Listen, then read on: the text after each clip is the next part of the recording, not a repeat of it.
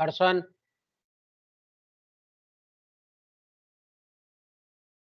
Bhargava,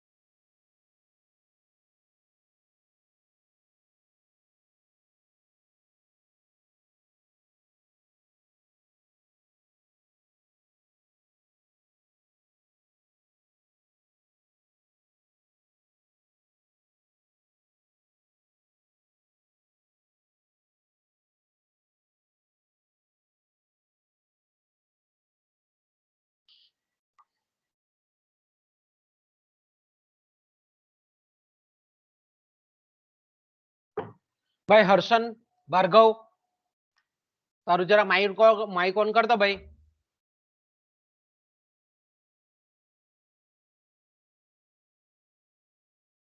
Bhargava, mic on कर भाई।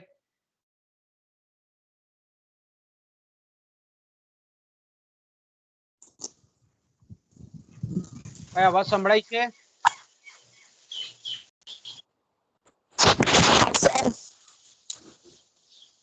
SY BA economics વાળો વિદ્યાર્થી છે?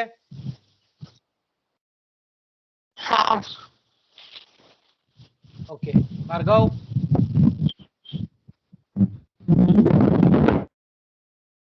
બસ હવે બંધ કર દે। ભાર્ગવ, માઇક ઓન કર ભાઈ તારું।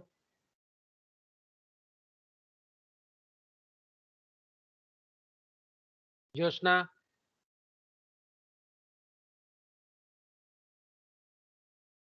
હા સર। આપણે લિંક બરાબર મુકાઈ છે ટીમમાં આજે?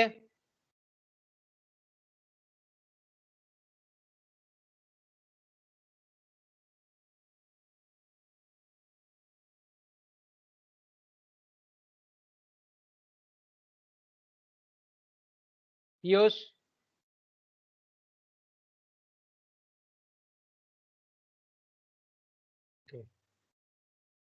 તો બાળકો આપણે ગઈકાલે જ્યાંથી અટકેલા હતા ત્યાંથી ફરી શરૂઆત કરીએ। આપણે ગઈકાલે આપણું જે પેપર 5 છે એની આપણે ચર્ચા કરતા હતા અને એમાં આપણે જોયું તે પ્રમાણે કે નાણું એટલે જે વિનિમયનું માધ્યમ હોય, મૂલ્યનો માપદંડ હોય, મૂલ્યનો સંગ્રાહક હોય અને સર્વ સ્વીકૃત હોય એવી વસ્તુને આપણે નાણું કહીએ છીએ। નાણું એટલે નાણાં તરીકેનું જે કાર્ય કરે તે વસ્તુ એટલે નાણું। માર્શલની ખૂબ અગત્યની વ્યાખ્યા આપણે ગઈકાલે જોઈ ગયા કે ભાઈ નાણું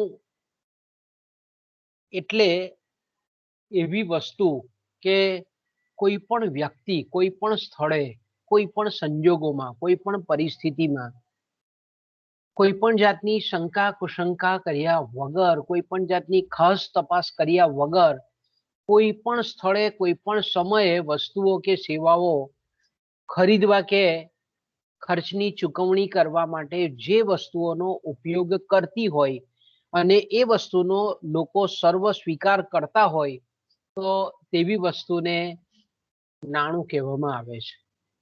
તો નાણું એટલે આપણે જોયું તે પ્રમાણે કે વિનિમયનું માધ્યમ, ગણતરીનો એકમ, મૂલ્યનો સંગ્રાહક, મૂલ્યનો સંચય કરનાર, સર્વ સ્વીકૃત વસ્તુને આપણે નાણું કહીએ છીએ. ઘણી બધી વ્યાખ્યાઓ આપણે જોઈ ગયા ગઈકાલે કે money is a temporary abode of purchasing power. એટલે આ બધી જ વ્યાખ્યાઓનો આપણે સાર ગઈકાલે જોયો તે પ્રમાણે કે એના પરથી નાણાંના લક્ષણ આપણે તારવી શકીએ અને એને 3 લક્ષણોમાં આપણે મૂકી શકીએ. પરીક્ષામાં કોઈ વખત તમને ટૂંકો પ્રશ્ન પૂછાતો હોય છે બાળકો કે નાણાંના લક્ષણો આપો, તો આપણે જાણીએ છીએ તે પ્રમાણે કે નાણું એ વિનિમયનું માધ્યમ છે. વિનિમયનું માધ્યમ એટલે જેના દ્વારા આપણે ચીજ વસ્તુઓ અને સેવાઓ ખરીદી શકીએ છીએ, વેચી શકીએ છીએ, જેના દ્વારા આપણે એમ કહીએ કે આર્થિક લેવડ દેવડ શક્ય બનતી હોય, જેના દ્વારા વસ્તુઓ અને સેવાઓની આપ-લે કરી શકાતી હોય તેવી વસ્તુને આપણે નાણું કહીએ છીએ. નાણું એક વિનિમયના માધ્યમ તરીકે કામ કરે છે. એ નાણાંની લાક્ષણિકતા છે. બીજું, નાણું એ ખરીદ શક્તિ છે. નાણાંની મદદથી ગમે ત્યારે કોઈ પણ વ્યક્તિ દેવા મુક્ત થઈ શકે છે, ઋણ મુક્ત થઈ શકે છે. અને ત્રીજું જે નાણાંનું લક્ષણ છે કે નાણું એ સર્વ સ્વીકૃત છે, સુલભ છે, સરળ છે. સરળતાથી લોકો એનો સ્વીકાર કરે છે. એટલે આપણે એમ કહીએ કે નાણું છે તે એક વ્યક્તિ પાસેથી બીજી વ્યક્તિ પાસે સરળતાથી ફેરબદલી થઈ શકે છે. એક જગ્યાથી બીજી જગ્યાએ સરળતાથી હસ્તાંતરણ એ થઈ શકે છે. ઓકે, ત્યાર પછીનો જે આપણો આજનો જે મુદ્દો છે તે કે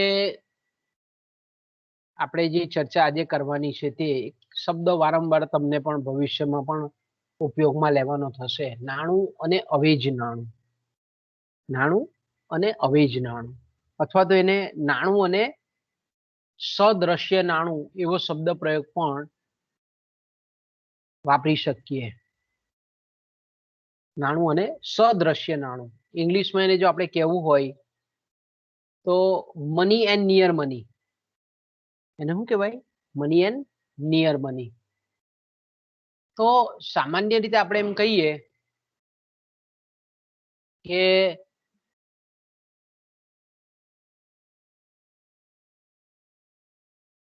નાણું અને અવેજ નાણું એટલે કે નાણું આપણે જાણીએ છીએ તે પ્રમાણે કે નાણું સામાન્ય રીતે નાણું જે કાર્યો બજાવે છે તેમાં એક અગત્યનું કાર્ય એનું આપણે ભવિષ્યમાં જોઈશું આગળના પીરિયડોમાં કે નાણું એ વિનિમયનું માધ્યમ તરીકેનું કામ કરે છે. પણ એક બીજું એનું અગત્યનું એક કાર્ય આવશે, એ છે મૂલ્યના સંગ્રાહક તરીકેનું કાર્ય. બીજું કાર્ય કયું આવશે? મૂલ્યના સંગ્રાહક તરીકેનું કાર્ય, મૂલ્યના સંચય કર્તા તરીકેનું કાર્ય. તો નાણું નું કાર્ય જે કરે છે તે વસ્તુને આપણે નાણું કહીએ છીએ. એટલે આ તો સામાન્ય રીતે આપણે એમ કહી શકીએ કે ભાઈ જે ધાતુના સિક્કાઓ છે, ચલણી સિક્કાઓ છે અને જે કંઈ પણ કાયદેસરની ચલણી નોટો છે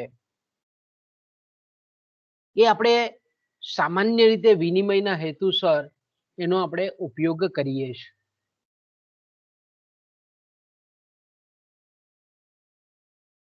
પણ ઘણી વખત આપણે જોઈએ છે કે ઘણી વખત કાયદેસરની ચલણી નોટો અને ચલણી સિક્કાઓ ઉપરાંત પણ બેંકની જે ચાલુ ખાતાની થાપણો છે, જેને આપણે કહીએ છીએ ટૂંકા ગાળાની અલ્પકાલીન માંગપાત્ર થાપણો, કેટલીક આપણે થાપણો જોઈએ છે બચત થાપણો.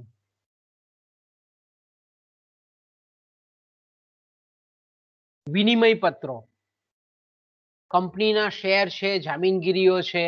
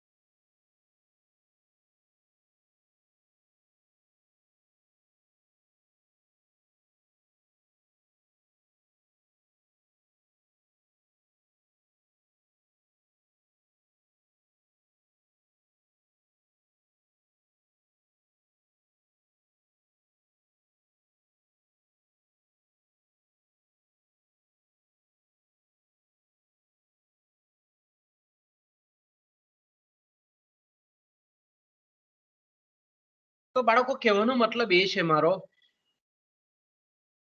કે નાણાંની સાથે સાથે કાયદેસરની જે ચલણી નાણું અને ચલણી નોટો છે એની સાથે સાથે કેટલીક અસ્કયામતો જેને આપણે ચાલુ ખાતાની થાપણો કહીએ છીએ, બચત થાપણો કહીએ છીએ, વિનિમય પત્રો છે, શેર છે, ડિબેન્ચર છે, બોન્ડ છે, સરકારી કંપનીઓના નિગમોના આપણે એમ કહીએ કે જામીનગીરી પત્રો છે, એ પણ ઘણી વખત આપણે એમ કહીએ કે વિનિમયના માધ્યમ તરીકે કામ આપે છે. તો આપણે એમ કહી શકીએ કે આધુનિક અર્થતંત્રમાં કાયદેસરના ચલણી નાણાંની સાથે સાથે આ નાણાં જેવી જે અસ્કયામતો છે તે કે જેને આપણે કહીએ છીએ અવેજ નાણું, એ અવેજ નાણાંનું પણ એટલું જ મહત્વ છે. કારણ કે અવેજ નાણું જેટલું પણ બોલી ગયો, અવેજ નાણાંના તમને પરીક્ષામાં એ રીતે પણ પ્રશ્ન પૂછે કે ભાઈ અવેજ નાણાંમાં વપરાતા જે સાધનો છે એ સાધનો કયા કયા છે, તો તમે કહી શકો કે ભાઈ અવેજ નાણાંમાં વપરાતા જે સાધનો છે એમાં કંપનીના શેર છે, જાહેર ક્ષેત્રના એટલે કે સરકાર હસ્તકની જે જાહેર ક્ષેત્રની કંપનીઓ છે એના પણ શેર છે, સરકારી બોન્ડ છે, પોસ્ટની જામીનગીરીઓ છે, પોસ્ટના બચત પત્રો છે, સરકાર દ્વારા ઇસ્યુ કરાતી ટ્રેઝરી બિલ છે, તિજોરી પત્ર જેને આપણે કહીએ છીએ, વેપારી બિલો કહીએ છીએ, વિનિમય પત્રો કહીએ છીએ, બાંધી મુદતની થાપણો છે, પોસ્ટ ઓફિસના બચત પત્રો છે. આ બધી તમામે તમામ જે અસ્કયામતો છે એ કાયદેસરના નાણાંની ખૂબ નજીકની અસ્કયામતો છે.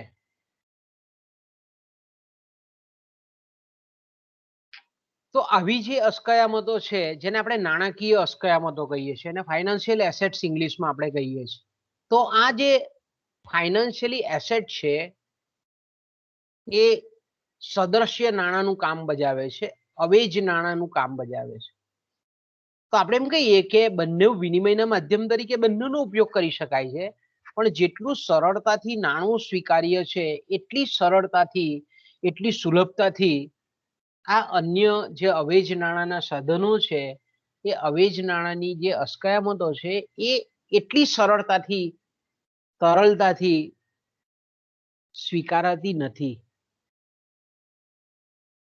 આપણે એમ ચોક્કસ કહી શકીએ કે અવેજ નાણું એક એવી અસ્કયામત છે કે જેનું મૂલ્ય નાણાંમાં અંકિત થયેલું હોય છે.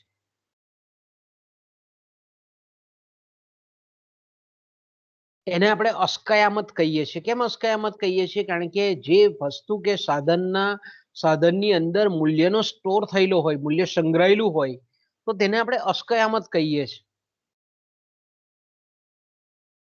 સામાન્ય રીતે આપણે એ જાણવું ખૂબ જરૂરી છે, નાણું કોને કહેવાય, નાણાકીય અસ્કયામતો કોને કહેવાય અને વાસ્તવિક અસ્કયામતો કોને કહેવાય. કારણ કે આપણે ભવિષ્યમાં તમારે આ શબ્દ વારંવાર આપણા ઘણા બધા પેપરોમાં એનો ઉપયોગ થાય. નાણું એટલે મધ્યસ્થ બેંક અને દેશની જે મધ્યસ્થ સરકાર છે એનું નાણાં મંત્રાલય જે નાણાં ખાતું છે તે એ જે કંઈ પણ નાણાકીય ચલણી નોટો અને ચલણી સિક્કાઓ જે બહાર પાડે છે એને આપણે કાયદેસરનું ચલણી નાણું કહીએ છીએ. અને ચલણી નાણાં જેવું જ કામ કરતી બેંકોની માંગ પાત્ર થાપણો કે જેને આપણે માંગતાની સાથે કોઈ પણ માધ્યમ દ્વારા ઉપાડી શકાતી હોય તો એનો સમાવેશ આપણે નાણાંમાં કરીએ છીએ. કે દાખલા તરીકે તમારી બચત ખાતાની થાપણો છે, ચાલુ ખાતાની થાપણો છે, બાંધી મુદતની થાપણો છે, તો આજે તમે વિથિન અ સેકન્ડ એને એટીએમ કે ડેબિટ કાર્ડ કે કોઈ પણ કાર્ડથી તમે એનો વિડ્રો કરી શકો છો. એક બેંકમાં ખાલી સ્લીપ આપીને કે ચેક લઈને પણ તમે એને ઉપાડી શકો છો. સરળતાથી માંગતાની સાથે ઉપાડી શકાય એવી જે કંઈ પણ થાપણો છે એને આપણે નાણું કહીએ છીએ. એને આપણે શું કહીએ છીએ? નાણું કહીએ છીએ. એટલે નાણાંમાં કોનો સમાવેશ થાય છે? તો કે ચલણી સિક્કાઓ, ચલણી નોટો અને બેંકોની માંગ પાત્ર થાપણો જેને આપણે કહીએ છીએ અલ્પકાલીન થાપણો. અને બીજી જે થાપણો છે એને આપણે કહીએ છીએ વાસ્તવિક નાણાકીય અસ્કયામતો. એટલે અવેજ નાણું જે છે, મેં કીધું તેમ કે અવેજ નાણું જે છે એ અવેજ નાણાંનો સમાવેશ આપણે નાણાકીય અસ્કયામતોમાં કરીએ છીએ. નાણાકીય અસ્કયામતોમાં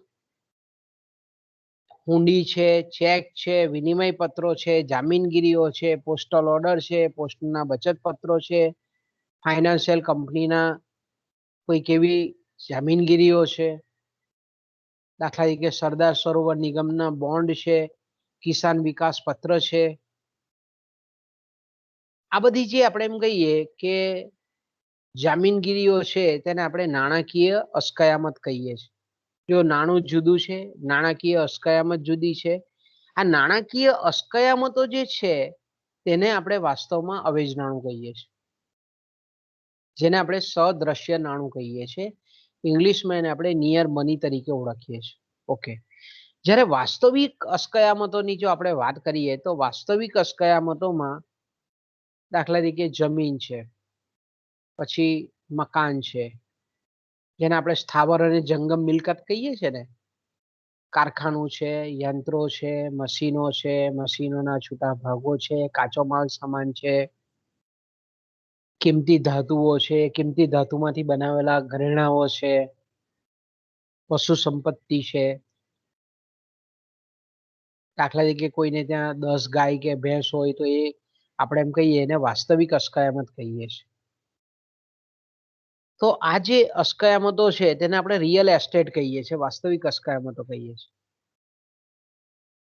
હવે આપણે જોયું તે પ્રમાણે કે નાણું, નાણાકીય અસ્કયામત અને વાસ્તવિક અસ્કયામત આ ત્રણ વસ્તુ અલગ છે. નાણું એ સૌથી સરળ છે, તરલ છે, સરળ છે, લિક્વિડ છે. એટલે આપણે ઇંગ્લિશમાં શું પ્રવાહી છે, લિક્વિડ છે.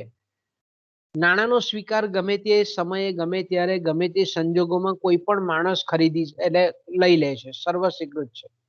એટલે સૌથી વધારે પ્રવાહી છે. નાણાકીય અસ્કયામતો એ નાણાં કરતા ઓછી તરલતા ધરાવે છે, ઓછી આપણે એમ કહીએ કે લિક્વિડિટી ધરાવે છે.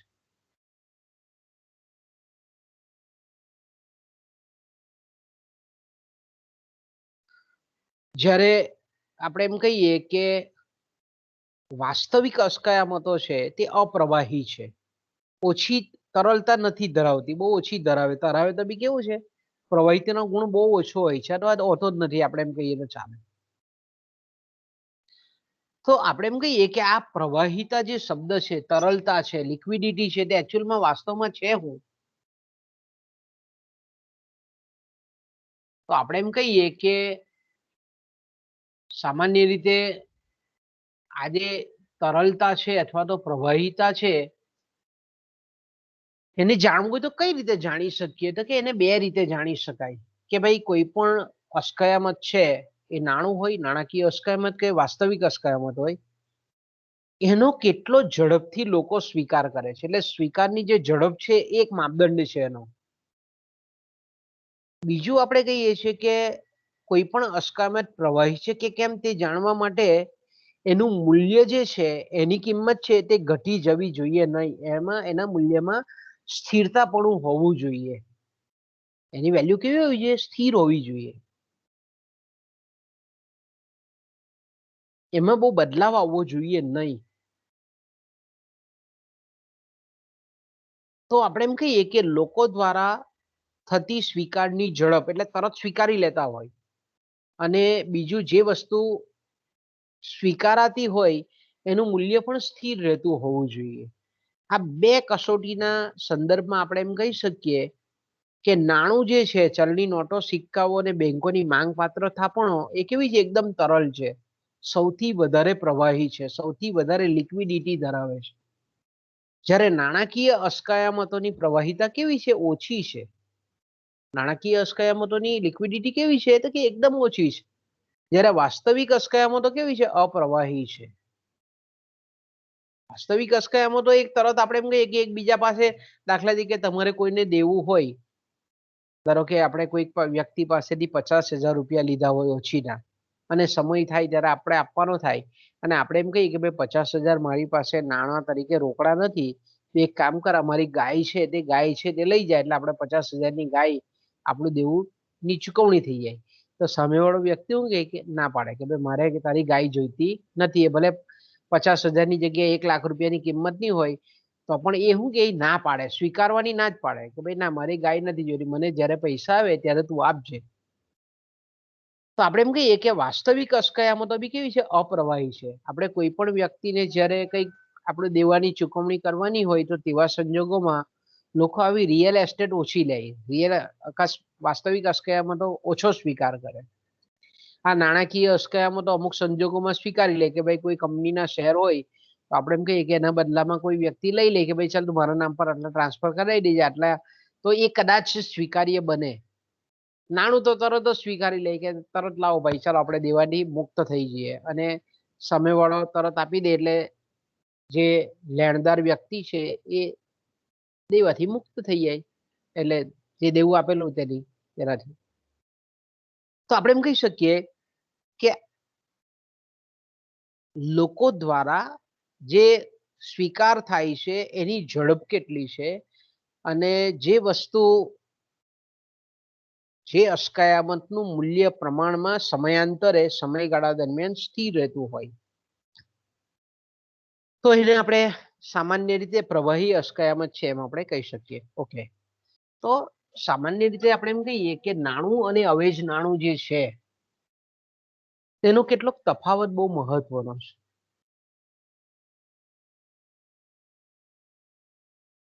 આપણે જે મૂળ પરીક્ષામાં બી ઘણી વખત પૂછાય છે કે ભાઈ નાણું અને અવેજ નાણું વચ્ચેનો ડિફરન્સીસ કયો છે, બે વચ્ચેનો તફાવત શું છે, અને આ તફાવત માટે ગરલે અને સો આ બે વિચારક જે છે તેનું વિચારોનું ખૂબ સારું પ્રદાન છે.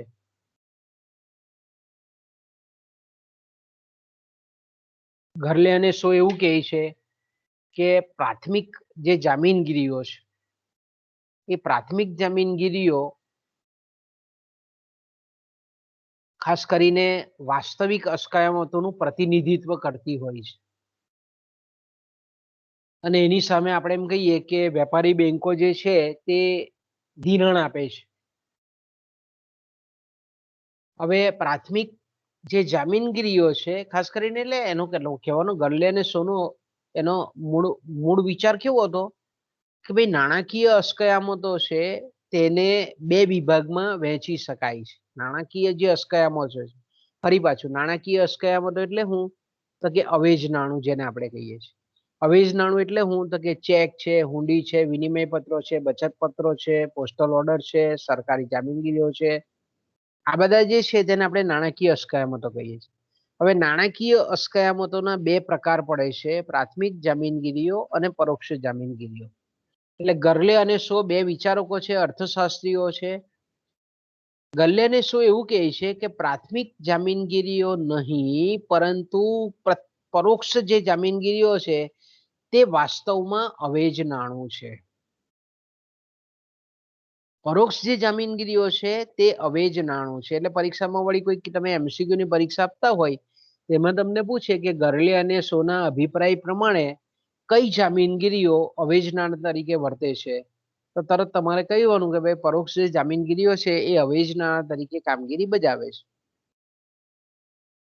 તો આપણે મૂડી બજારમાં જોઈએ છે કે શેર છે, ડિબેન્ચર છે, બોન્ડ છે, સરકારી જામીનગીરીઓ છે, એ વાસ્તવમાં શું છે તે કે કોઈ પણ પ્રોજેક્ટ હોય, જે કંઈ પણ કંપની હોય અથવા તો સરકારનું કોઈ સાહસ હોય, એ સરકારના સાહસના પ્રતિનિધિત્વ તરીકે આ જામીનગીરીઓ વર્તે છે. એટલે પ્રતિનિધિ તરીકે સરકારી વાસ્તવિક અસ્કયામતોના પ્રતિનિધિ તરીકે કામ કરે છે. પ્રાથમિક જામીનગીરીઓ કોઈ પણ ઉત્પાદન એકમ, કોઈ પણ પેઢી કે સરકારની જે રિયલ એસ્ટેટ છે, રિયલ એસેટ છે, વાસ્તવિક અસ્કયામતો છે, એના પ્રતિનિધિ તરીકે એ વર્તે છે, કામ કરે છે.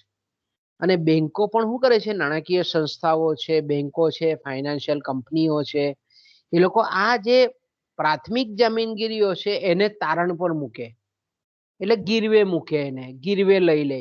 અને પછી બેંકો જે છે એ આ પ્રાથમિક જામીનગીરીઓ કે જે વાસ્તવિક અસ્કયામતોનું પ્રતિનિધિત્વ કરે છે, એના બદલામાં ચાલુ લોન, ચાલુ ખાતાની થાપણો, મુદતી થાપણો અને અન્ય દેવાઓ ઊભા કરે છે, ધિરાણ સર્જે છે, શાખનું સર્જન કરે છે, નાણાંના પુરવઠામાં વધારો કરે છે.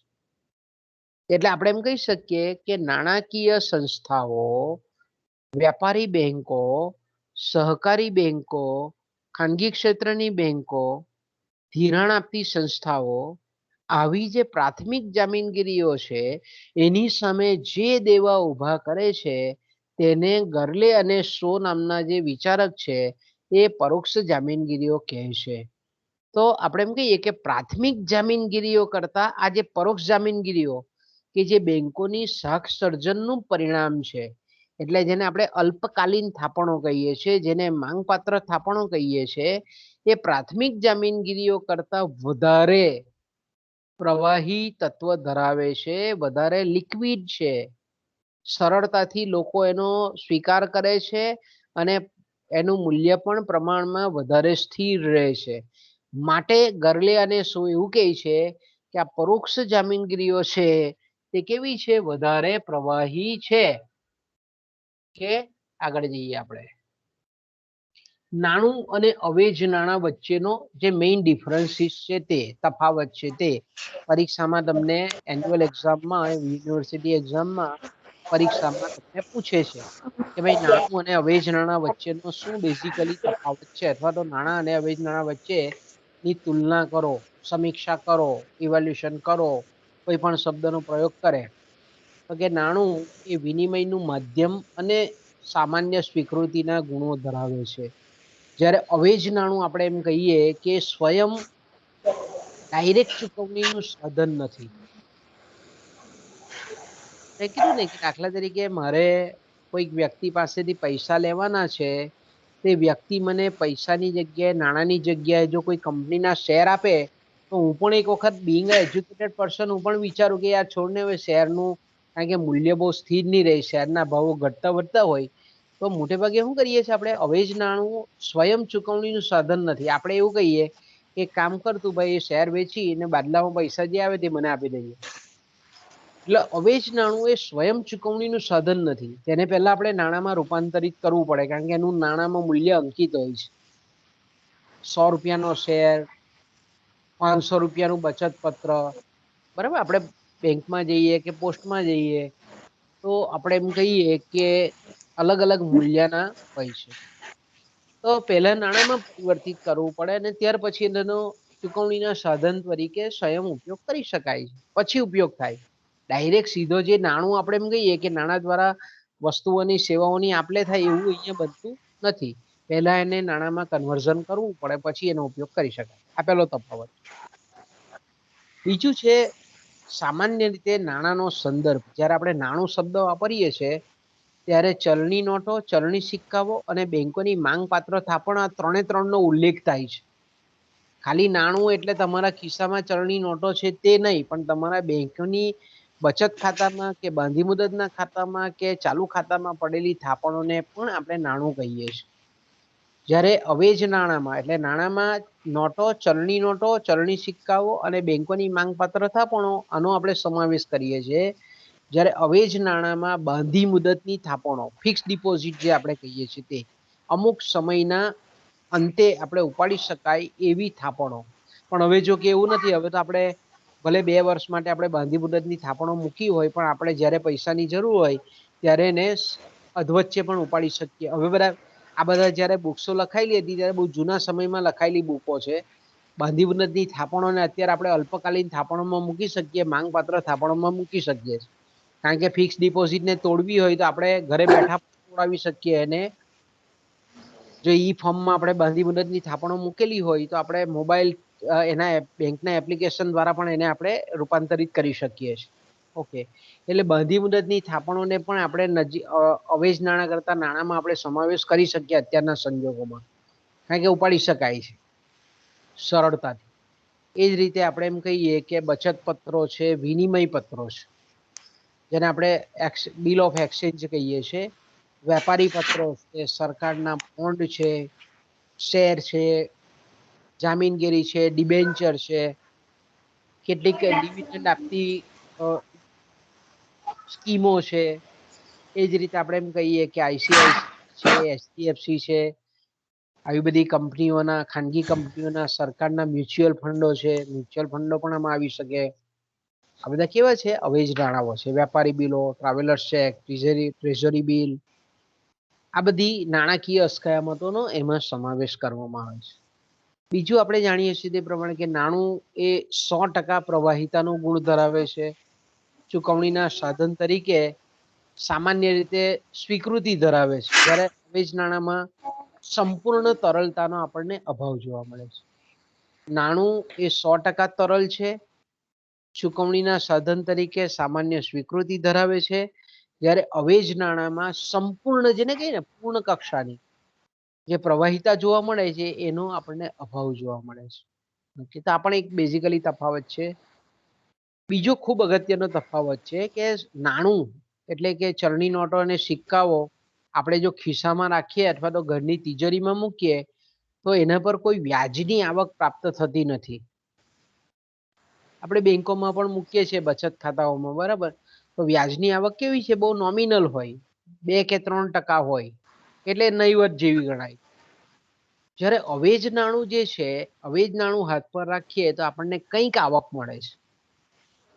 નાણું હાથ પર રાખવાથી, દાખલા તરીકે 2000 રૂપિયાની નોટ તમે તમારા પાકીટમાં કે કબાટમાં મૂકી રાખી હોય તો 2000 કે 2500 થવાના નથી. એટલે એના પર કોઈ આપોઆપ વ્યાજ કે વધારાની આવકનું સર્જન થતું નથી. હા, પણ અવેજ નાણાંમાં એવું છે, તમે કોઈ કંપનીના શેર કે કોઈ જામીનગીરી રાખી હોય તો અમુક સમયે એનો કેપિટલ ગેઇન, જેને આપણે મૂડી લાભ કહીએ છીએ, એ મળવાની શક્યતા રહેતી હોય છે. તો એટલા અંશે આપણે એમ કહીએ કે અવેજ નાણું હાથ પર રાખવામાં આવે તો આપણને કંઈક વધારાની આવક, જેને આપણે વ્યાજ કહીએ છીએ, એ વધારાની આવક પ્રાપ્ત થાય છે. બીજું આપણે એમ કહીએ કે નાણું એ હિસાબી એકમ અને મૂલ્યના માપદંડ તરીકે કામ કરે છે. એટલે ખાસ કરીને આપણે કહીએ તો ચીજ વસ્તુઓ અને સેવાઓની કિંમત આપણે નાણાંમાં અભિવ્યક્ત કરીએ છીએ.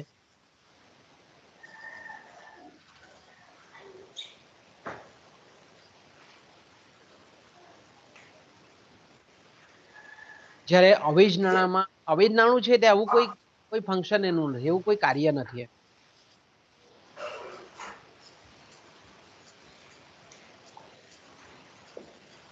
તો બાળકો અહીંયાથી આપણે અટકીએ જરા, પરીક્ષાની લિંક મૂકવાની છે બાળકો, એટલે અહીંયાથી સોરી, કાલે આપણે બપોર પછી આપણે લઈ લઈશું પીરિયડ પાછો. હા, આજે આપણે બપોર પછીનો પીરિયડ પણ લઈશું, એટલે અહીંયાથી આપણે વિરામ લઈએ છીએ. પછી લઈએ આપણે, પરીક્ષાની મારે લિંક મૂકવાની છે એટલા માટે. આજે